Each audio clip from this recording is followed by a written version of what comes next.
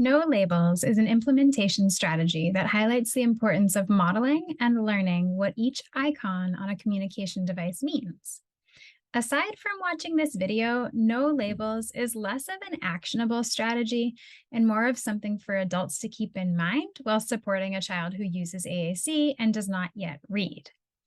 I'm going to show you the home screen of a vocabulary set in TouchChat. Notice how you immediately look at the words on the icons to see what each one means. You probably also look at the picture, but that isn't your main focus. Now, pretend the labels aren't there and you just have to rely on the pictures. There are a few icons that don't even have pictures, so good luck with those ones, right? Now I'm actually going to take the labels away.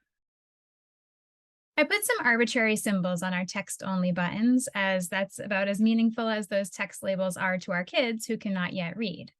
At first, we have no idea what some of these icons mean.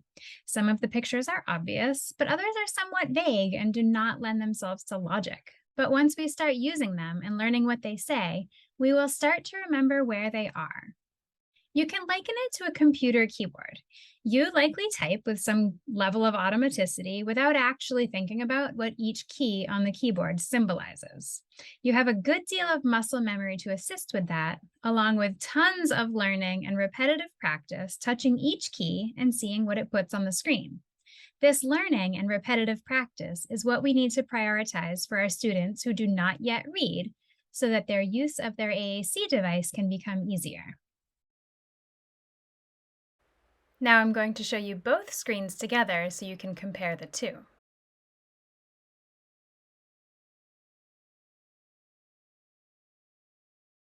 To use this strategy when working with a child who uses AAC, remember when looking at their device that the written labels on the icons are likely not meaningful to them.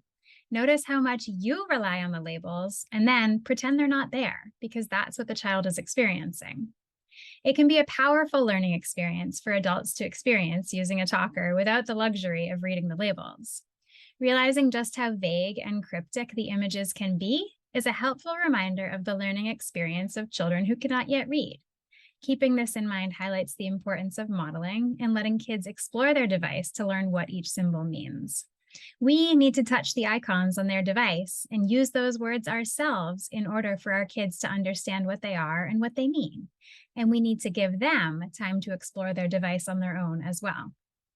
Repetitive motor planning and automaticity are so important to continued success with AAC. But in order to build that muscle memory, our students need to first learn what each button means.